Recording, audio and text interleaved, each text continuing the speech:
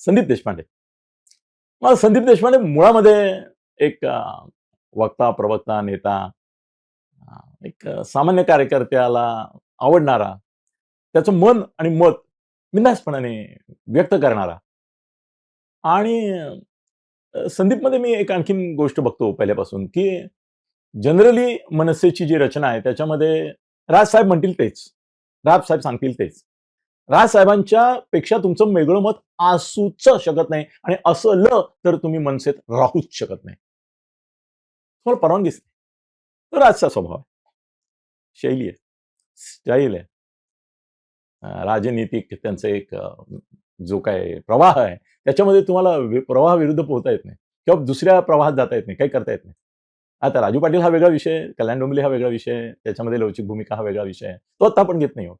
आता आपण हा माझा जो मित्र आहे संदीप देशपांडे, जो नेहमी मनसे सैनिकांचं प्रतिनिधित्व करतो. बाकी आमचा बाळा नांदगावकर वगैरे हे जे मित्र आहेत आमचे, तर ते जनरली राजसाहेबांच्या चेहऱ्याकडे पाहून, डोळ्याकडे पाहून, त्यांची इतर भाषणांमधून क्ल्यू घेऊन, साहेबांना काय हवं आहे, राजसाहेबांना मी काय बोलत आवडेल, असा विचार करून बोलतात. बाळा नांदगावकर तर सिनियर आहेत, पण तरी देखील आता मग मी बघितलं की सहसा ते ती सीतेला जशी लक्ष्मण रेषा होती तशी ती त्यांची एक लक्ष्मण रेषा बाळा नांदगावकरांनी सिनियर असून सुद्धा आखून घेतलेली आहे, की राजसाहेबांच्या मताविरुद्ध, मनाविरुद्ध नाही जायचं, नाही बोलायचं. मग आपल्या मनात ठेवायचं. फार तर असं गुटुरगुम त्यांच्या बॉडी लँग्वेजवरून कळतं की हे काय ते बोलतात ते काय खरं त्यांना पटलेलं नाहीये. पण तरी देखील पक्षाची बात आहे, भूमिका आहे ना, मग मी ती मांडतो. संदीप हा मुळामध्ये संदीप देशपांडे जो त्यांचा प्रवक्ता आहे, त्याच्याबाबत मी असं बघतो की तो अ, भावनाशील आहे आणि थोडा भावविवश पण आहे. आणि त्याचा वाईट परिणाम असा आहे की तो जे बोलतो ते दरवेळी ते राज ठाकरे यांच्या एकंदर त्याने जे काय दिलेलं आखून वर्तुळ आहे किंवा ट्रॅक आहे, ते असं घोड्याला 2 झापडं असतात, तशी त्यांच्या मनसे सैनिकांना त्यांनी अशी 2 झापडं लावलेली आहेत, की असं सरळच बघायचं, इकडे-इकडे बघायचंच नाही. पण संदीप भावनाशील आहे, भावविवश आहे. त्यामुळे काय होतं, की त्याला भावना अनावर होतात. आणि त्याच्या भावना हा त्याच्या इतर शिस्तीवर पण मग मात करतात. आणि तो बोलून टाकतो. त्याला राहवत नाही, राहवत नाही. आणि ठीक आहे ना, माझा स्वार्थ नाही आहे काही.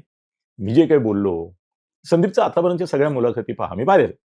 माझ्याकडे क्लिप्स असतात. एक संस्था आहे, ती तुम्हाला क्लिप्स पाठवते. तुम्ही जर त्यांना कळवलंत, दे टेक पेमेंट आणि तुम्हाला हव्या त्या क्लिप्स देतात. तर मी काही लोकांच्या क्लिप्स त्यांच्याकडून मागवतो. तर त्याच्यामध्ये माझ्याकडे संदीपच्या, राजू पटेलच्या, राज ठाकरेंच्या, काही संजयच्या आमच्या अशा क्लिप्स आहेत. त्याचं रेकॉर्ड फोल्डर देतात ते तुम्हाला. तर मी बघितलं, की आतापर्यंत संदीप आपल्या स्वतःकरता भांडलाय, स्वतःच्या स्वार्थाकरता भांडलाय, आपल्या एखाद्या संधीकरता भांडलाय. असं नाही झालेलं. नाही, त्याच्यावर असा कुणी आरोप करू शकत नाही, की तू स्वतःकरता स्वतःचे हितसंबंध त्याच्याकरता भांडतोस. असं नाही म्हणता येत संदीपला. त्याचं कारण असं आहे, की तो खरोखरच मनापासून राज ठाकरेंवर प्रेम करतो. श्रद्धा आहे त्याची, निष्ठा आहे त्याची. पण निष्ठा आहे, श्रद्धा आहे, तरी देखील त्याला असं वाटतं, की जे माझ्या पक्षाच्या भल्याचं आहे. कदाचित काही राजकीय समीकरणांमुळे, राजकीय मर्यादा पाळायला लागतात काही वेळेला. काही वेळेला काही गोष्टी बोलायला थोडंसं प्रतीक्षा करावी लागते योग्य वेळेची. तर मग राजसाहेब असं नाही बोलत आहेत. पण त्यांच्या मनात तो विषय आलेला आहे, विचार आलेला आहे, ती भावना आलेली आहे. तर ठीक आहे ना, राजसाहेब त्यांना हवं तेव्हा बोलतील. माझ्या मनसे सैनिकांच्याही मनात ती भावना आहे. मी बोलून टाकतो आणि मग तो बोलतो. आतापर्यंत बरीच उदाहरणं आहेत तशी. आणि कसं आहे ना, की मी तर कधी-कधी म्हणेन, की संजय राऊत रोजच बोलतो. तर त्यामुळे कसं आहे, की रोजच बोलतो त्याला रोज मरे त्याला कोण रडे? तो रोज-रोज सकाळी त्याचं काहीतरी असतं. त्यामुळे त्याचं असं विशेष नाही वाटत. सकाळ झाली, की सूर्य उगवतो, लोकं प्रातर्विधीला जातात. हे अगदी रुटीन आहे. तसा हा याचा डबा घेऊन तिकडे टेबलावर बसतो. कोण? संजय. तर ते रेग्युलर आहे. संदीप कधीतरी बोलतो, पण जेव्हा बोलतो तेव्हा त्याच्याकडे लक्ष द्यावंसं वाटतं, त्याचं ऐकावंसं वाटतं, त्याचा अर्थ समजून घ्यावासा वाटतो. त्याच्यामागे न सांगितलेला अनर्थ असतो एक किंवा कुठेतरी राज्य यांच्या मनात आलेला विचार तरंग ते असा बरोबर शब्दबद्ध केलेला असतो त्याने. मग तो पकडायला एक वेगळं वाटतं, की हां, हा आहे ना, हा बारीक धागा आहे. या धाग्यावरून आपण आपलं नॅरेटिव्हचं वस्त्र विणलं पाहिजे. काल संदीपने एक वाक्य वाटलं, की आम्ही काही भीक मागायला जात नाही. आम्ही मागायला जात नाही. आम्ही सांगायला जात नाही. संदीपशी माझा लाईव्ह कॉन्टॅक्ट आहे. मी त्याला मधून-मधून स्वतःहून फोन करतो, त्याच्याशी गप्पा मारतो.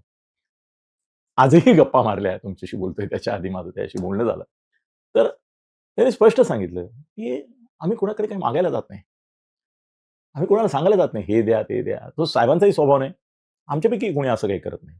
पण तुम्हाला स्वतःला आता माझ्याशीच बोलायचं संदीप. त्यामुळे त्याच्याचकडे काय ऐकलं मी ते तुम्हाला सांगतो. तो म्हणाला, की "आम्ही कशाला सांगायला पाहिजे तुम्हाला?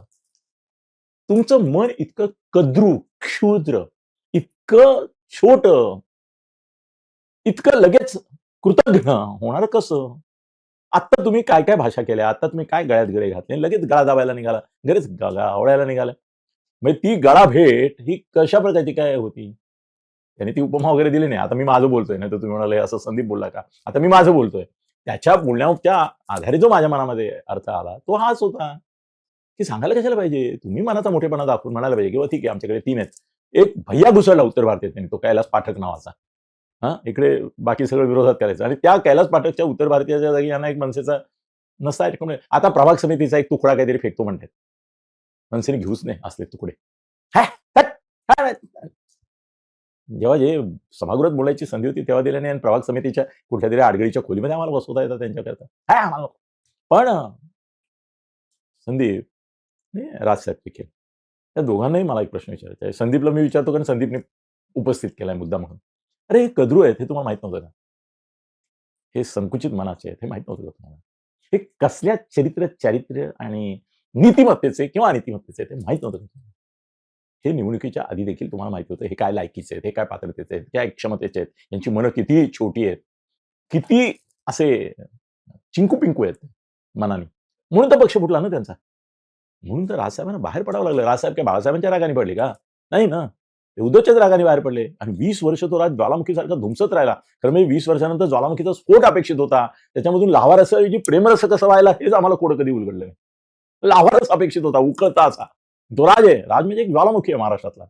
त्याचा लाव्हारस अपेक्षित असताना प्रेमरस कुठून आला, कसा आला, हा चमत्कार घडला, हे तेव्हाही कळलं नव्हतं. तेव्हा असं वाटत होतं, की कारण राजसाहेबांशी तुमच्या बोलताना एकदा मी म्हटलं होतं, की हे कसं काय? ते म्हणे विश्वास ठेवण्याच्या लायकीचाच माणूस नाहीये तो. हे माझ्याशी बोललेले आहेत राज. त्यामुळे मला माहिती आहे. मला माहिती आहे. आणि उद्धवबद्दल महाराष्ट्रामध्ये 2 माणसं अविश्वासाचं प्रतीक आहे. एक शरद पवार आणि एक उद्धव ठाकरे. यांच्यावर कोणी विश्वासच ठेवू नये आणि ठेवूच शकत नाही. त्यामुळे त्यांनी जे काही केलं ते त्यांच्या स्वभावानुसार, नीतीनुसार, अनितीनुसार आणि तसंच ते करणार होते.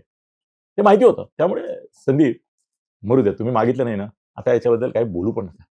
जस्ट वेगळे झालायत, वेगळे व्हा, स्वतंत्रपणे आपलं राज्य, साम्राज्य करायचा प्रयत्न करा. 2-3 वर्ष तुम्हाला मिळतात राजसाहेबांना तुम्हाला. संघटना बांधा, मोठे व्हा आणि ह्या क्षुद्र लोकांच्या, घाणेरड्या प्रवृत्तीच्या लोकांच्या नादी लागू नका. स्वतंत्र व्हा, स्वयंभू आहातच. धन्यवाद.